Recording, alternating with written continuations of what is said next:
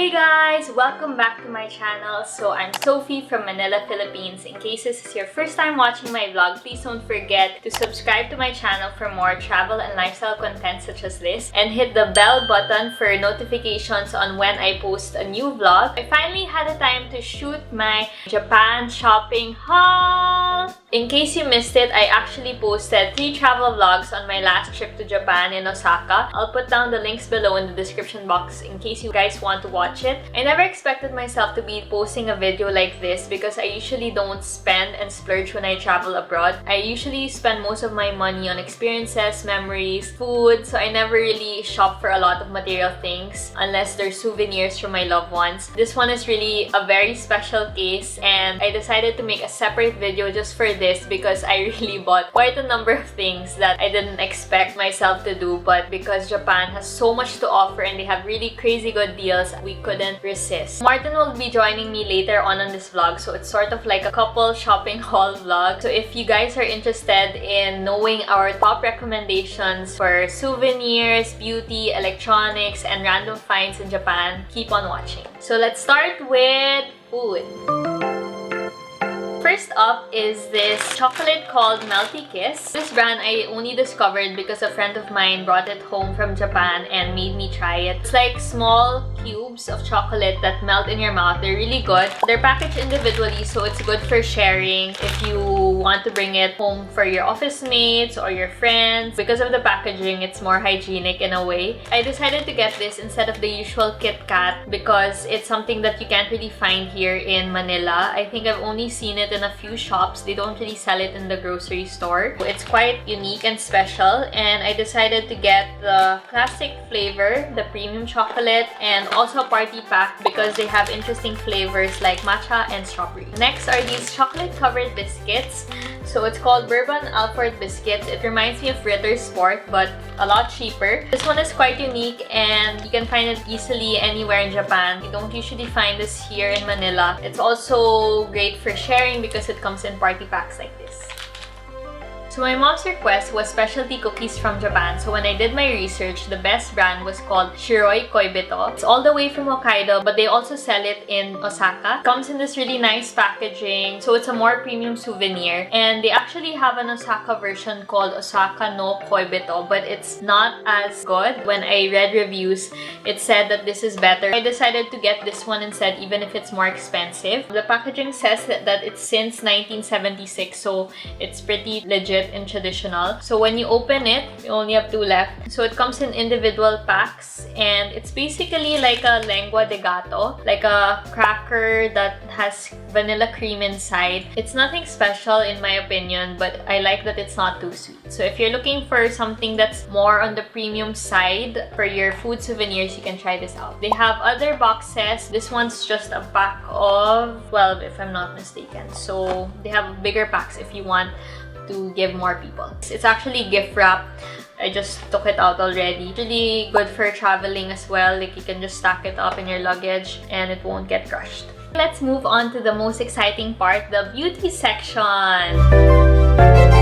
My first purchase is this Heroine Make Speedy Mascara Remover. I actually already have the mascara, which my friend bought for me as pasalubong before. I read reviews that it's impossible to remove without this, so I didn't want to risk it and only decided to try it out when I finally got my hands on this. The mascara is really good. For me, it's the best mascara I've tried in my life. So I got the long and curl variant, and it really elongates my non-existent lashes. So I'm allergic to falsies and extensions, so I'm really on the hunt for the best mascara. I finally found it, and what I like most about it is it's very light and it doesn't clump even if you put several strokes. This is a remover which I feel that you really need to get because it easily removes a mascara. It's like a mascara but it's oil-based. So far, it's not painful. It doesn't have a smell or sting, so I like it. It easily removes any type of mascara aside from Heroine Make. I highly recommend that you purchase their mascara as well as their remover. So don't forget this, and I recommend that you purchase it there because it's cheaper.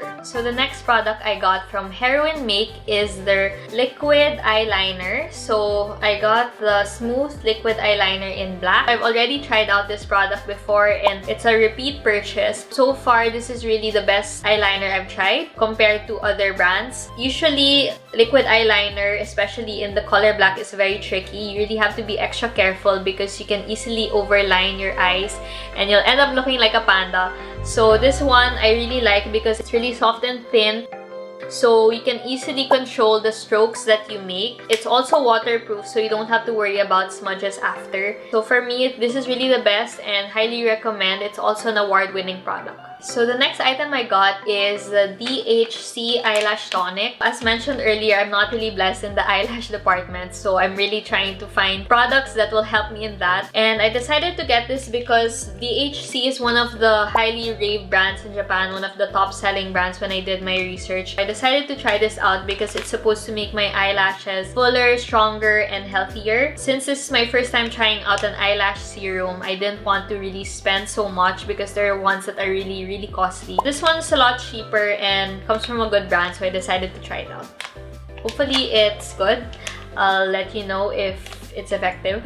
Another product from DHC that I got is their lip cream. So this is one of their best sellers and it's award-winning. So I have really dry lips and I'm always on the lookout for great balms. This one I decided to get because it's colorless and it's a bestseller. They also have ones with colors and different flavors, but I decided to go for the classic and regular one. So hopefully it's a good balm. If you've tried this out before, let me know what you think. Another favorite Japanese brand of mine is Shiseido. So it's very young on my skin. And the first product I got from them in Japan is this Spots Cover Foundation.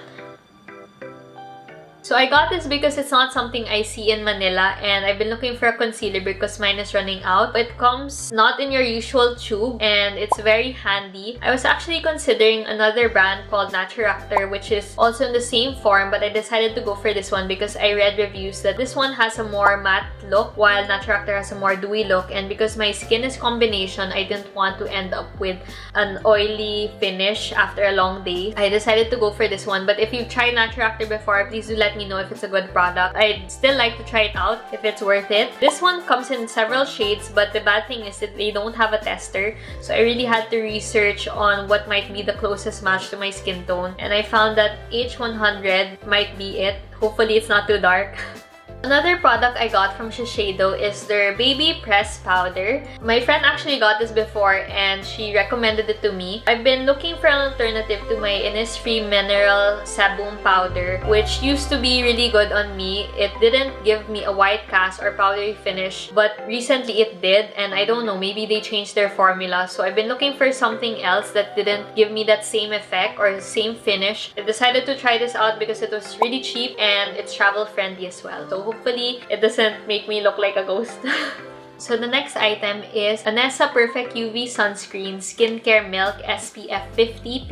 This one is something that you'll see everywhere in Japan. Japan is really big on sunscreen and the top brands that they have there are Biore and Anessa. Anessa is actually by Shiseido as well. I've already tried Biore before and I've tried their Aqua Sunscreen, which I liked, but I didn't super love it. I liked that it was very light on my skin, but after a while, like after a long day, I would have like a greasy finish or very oily finish, so I didn't really like it. And when I researched, it also has alcohol in it, so I didn't really like the product. I repurchased it maybe around 2 times, but I wanted to try something else after, so I decided to try this out. I only got their 20 ml small version because it's quite expensive compared to Biore, like a lot more expensive, and I just wanted to see first how it would feel on my skin. And it's also very travel friendly. Hopefully it's worth the price.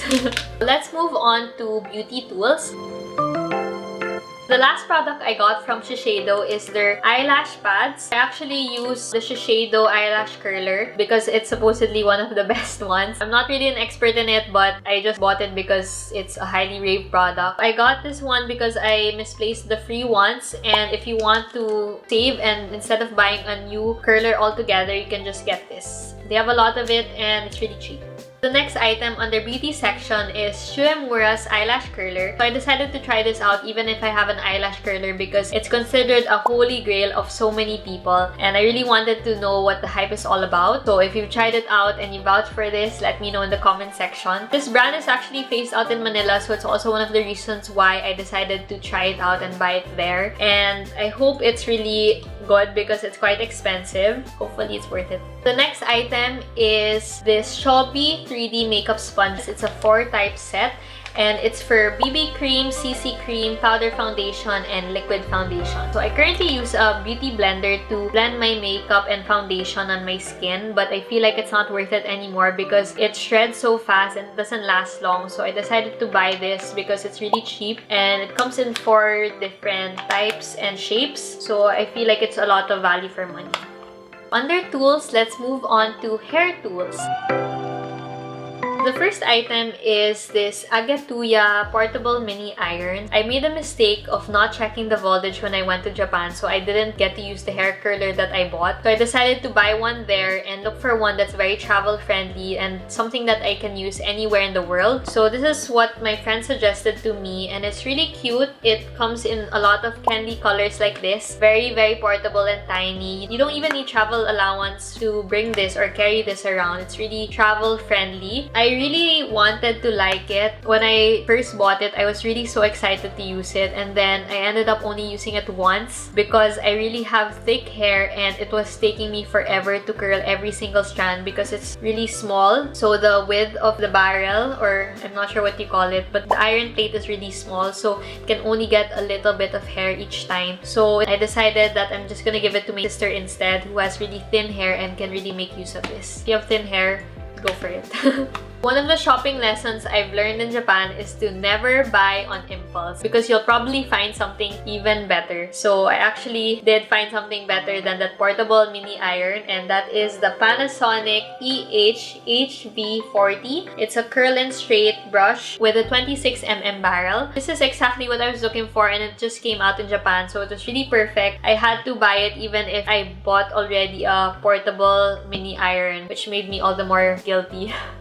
This is really travel friendly. It's very portable and light. You can bring it anywhere in the world and it will work fine because of the voltage. So I've already brought this in a travel trip and really a lot more lighter compared to my Dyson, which is such a struggle to bring around. So I previously had a 2-in-1 curler and iron similar to this, except the brush wasn't a roller brush. I really like that it's a roller brush. It's actually what I was really looking for because I wanted the effect wherein you have straight hair but you have ends that are curled. Usually you can achieve that with any type of iron, but you have to keep like twisting your hand and straining your hand.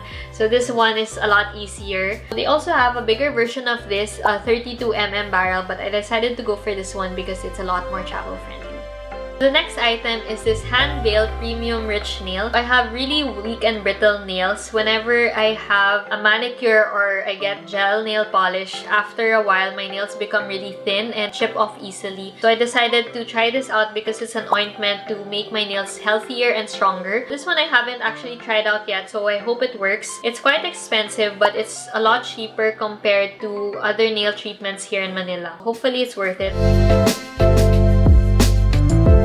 So where do you find these items? So far, for the beauty and the food, you can find it in Tokyo Hands and Don Quixote. And then for the electronics, you can find it in Big Camera and Yodabashi. Some of these items, you can also find it in the airport if you're doing last-minute shopping.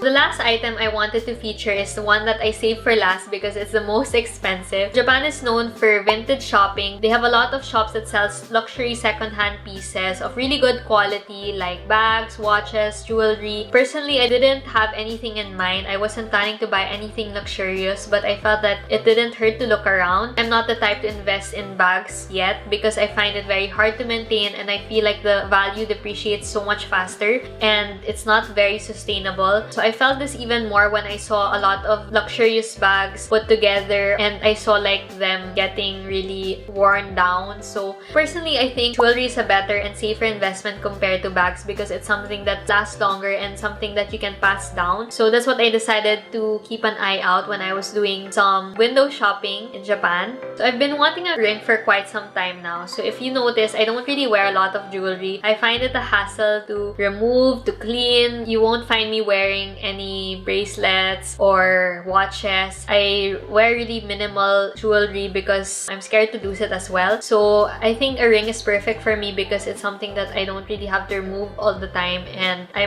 probably won't lose. So I ended up getting this Cartier Love ring in yellow gold. So this is actually a wedding band. It's a thinner version compared to their classic one. I actually was able to find a classic one in my size, and at first I really wanted to buy it, but when I looked at it, I was like, it's kind of too chunky or too thick for my tiny fingers. So I decided to look around, and luckily I was able to find this thinner one, or the wedding band version, in 2 other stores. So I found 2 more, and before this I found one in pink gold and it fit me perfectly. But when I saw this, I was like, oh my gosh, this is so much nicer because it's in yellow gold, and I don't know, the shine is so much nicer and it just looks prettier. This one is actually 10,000 more expensive, or about 20,000 yen, but I decided to go for it. The color is really so much nicer compared to pink gold, although pink gold is really nice also, but this one is just different. This actually didn't fit my hand right at the first time. Like, I felt it was too tight, but the sales executive then in the store that I went to said that it's just right for me, and I'm so happy I believed him because it's actually perfect right now. It's summer season. They said that you're not supposed to measure your ring size in the winter because it tends not to be accurate. So I'm so happy with this. I'm glad I bought this instead because it really fits me right. It doesn't fall off, so I don't have to worry about it getting lost, which would be really painful. It actually took us 2 hours to buy this. I only had 2 hours to decide because the store was going to be closed the next day because it was a holiday.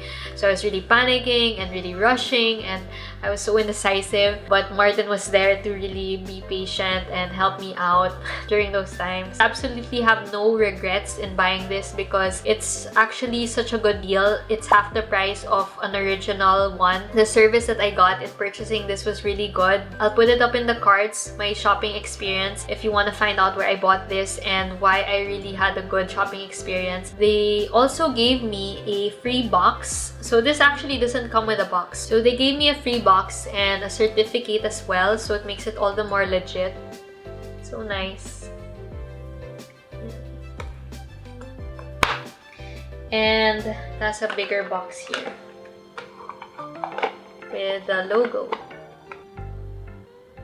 I'm just so glad I decided to invest in jewelry instead of a bag. This is something I can really carry around wherever I go and really get my return on investment. So I really suggest that if you're looking for luxury pieces, that you really think about it. Check out the shop that I purchased this from because it's so far the best for me compared to the others I've been to. Hi, welcome. I'm here to show my haul. So I love 3 things: coffee, gadgets, and food. So the first thing I'll show you is a Hario V60 drip scale. It costed me around 4,600 yen or 2,300 pesos.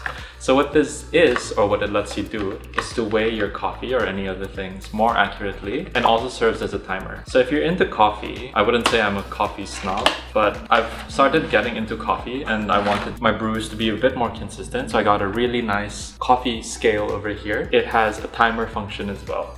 By the way, Hario is really cheap in Japan. That coffee scale would have costed me around 4,000 pesos, whether here in the Philippines or in Singapore. And in Japan, it costed me around like half the price. So it's a really good thing to get in Japan. Second thing I got, another Hario product. It's called the Bono 1.2 liter. That's a stainless steel kettle. It works with induction, stovetop, electricity, but not microwave, of course, or baking, oven baking. So what this lets you do is it lets you pour consistently and in a more controlled fashion, especially if you're doing pour overs. So let's see if this is in here.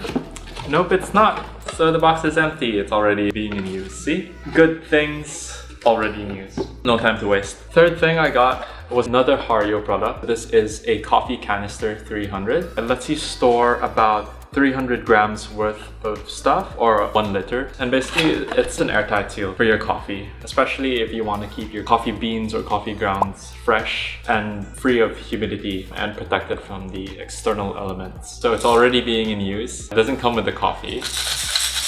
This costs about like 778 Japanese yen. We got this from Yodobashi Camera. Typically, this would cost you around maybe 400 or 500 pesos, whereas if you were to convert this would be around 350 pesos. The last coffee thing I got is another Hario product. It's a V60 paper filter, 100 pieces, with a cost per use of about 2 pesos per piece. So this is around 200 pesos for 100 pieces. Normally I get them in Singapore for about 400 pesos for 100 pieces, making my cost per use per filter around 4 pesos. So good savings. You can get them in quite a lot of places. You don't have to use these filters for pour overs, but I prefer to use them. They're quite nice. The next set of things I got were gadgets. Is a Google Chromecast. So I got it for my family because we have a flat screen TV at home. It's quite a dumb flat screen TV, and we also kind of stopped using cable. So I wanted to turn things up a bit and make it a bit more smart, which lets you stream about full HD or HD content like Netflix, YouTube onto your flat screen TV. It's really convenient. You can just play it off your iPad, iPhone, or laptop, cast it onto your TV, and then you have Netflix on demand on the large screen. So this costed me around 2,500 pesos or 5,000 yen. Not sure if that's quite cheap. You can just go check it out. I think a lot of things in Japan, especially considering that you get the tax off and some additional discounts with promos that they have in store, you get things quite cheap. This is a Philips Series 1000, costs around 2,360 yen or about 1,100 something pesos. It's a shaver. I thought I needed a new shaver. I've been using my shaver for quite some time, so I'm an electric shaver person. This is an electric shaver as well, but the good thing about this is that it lets you cut different hair to different lengths, not just to the surface of your skin. It's a new shaver. Just thought it would be nice to get in Japan as well. Lastly, I got food. This is Royce Black Chocolate. So the great thing about Royce in Japan is that, for one, it's cheaper in Japan. It's also really convenient to get because they're all over the airports and you can get them tax-free. I love black chocolate or dark chocolate, and so I got this Royce Black Chocolate bar, 130 grams. This costed me around 200 pesos or 400 yen. And it's empty because it's all in my tummy. Yep, that was the receipt. So, coffee, gadgets, and food. 3 great things I really wanted to get in Japan. Quite a nice haul. Before I end the vlog, I'd like to share some tips in shopping in Japan. My first tip is to research. So you can save a lot of time and money if you research beforehand where to buy your items and what to buy. Also, make sure to check reviews on the products that you want to buy to see if they're worth your money, and also find out the best places where you can get the cheapest price for these items. My second tip is to come with a list and stick to it. The way shops in Japan lay out the products can get really overwhelming as a shopper. You'll be forced to look through everything when all different products from different categories and different brands are put together, so you'll really get distracted. So a way to avoid it is to have a list and to stick to it so that you'll only be focused on what you really need. My third tip is to always bring your passport. So as a tourist, you're entitled to a tax refund, which is often 10%, but you usually have to spend a minimum amount of about 5,500 yen. It really depends on the store that you visit, but it's usually that amount. So don't forget to bring your passport so that you'll be able to validate it and you'll be able to get your tax refund on the spot. And my final bonus tip is to bring extra luggage or a bag when you shop. Actually, this was my problem. I didn't have like a big bag to carry everything, although it might be a good thing because it forces you not to shop as much. But I would recommend that if you're planning to really hoard in Japan, bring an extra luggage and bring a shopping bag, like a tote bag around, so that it's more convenient when you tour and you shop at the same time. So that's it for my Japan shopping haul. I hope you guys enjoyed. This is my first time to do something like this, so I really hope I did a good job.